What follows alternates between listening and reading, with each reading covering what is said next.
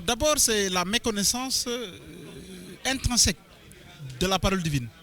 Parce que lorsque la parole de Sayyid Hajj Malik, qui était une crainte, est devenue une réalité, on doit se poser la question. Il a dit, nous sommes en train de vivre un moment où la ilaha illallah va tuer la ilaha illallah au nom de la ilaha illallah. Quelqu'un rentre dans une mosquée disant la ilaha illallah, trouvant quelqu'un disant Allahu Akbar, la ilaha illallah, il le tue en sortant en disant la ilaha illallah. Donc où est l'islam dans tout ça?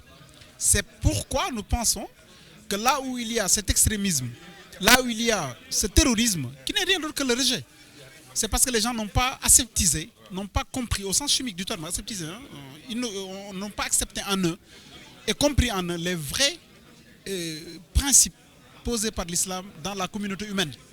L'être humain est une émanation de Dieu. L'être humain n'est pas un jeu, n'est pas un jouet. Allah subhanahu wa ta'ala l'a créé pour lui permettre d'incarner ses vertus et ses valeurs. Au point que lorsqu'il quitte la terre, il peut être succédé. C'est ça le nom de Khalifa.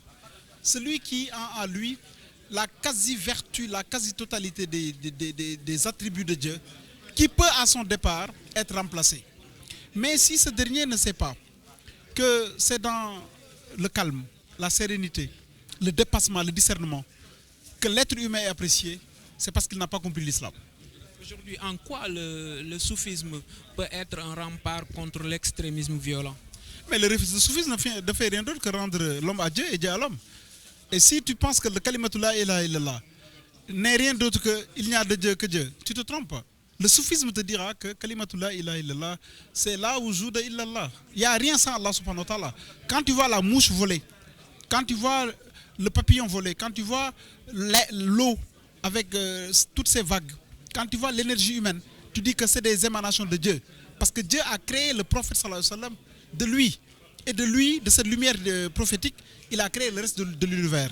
Ça prouve tout simplement donc que nous sommes tous des émanations de Dieu et personne ne peut attaquer une émanation divine.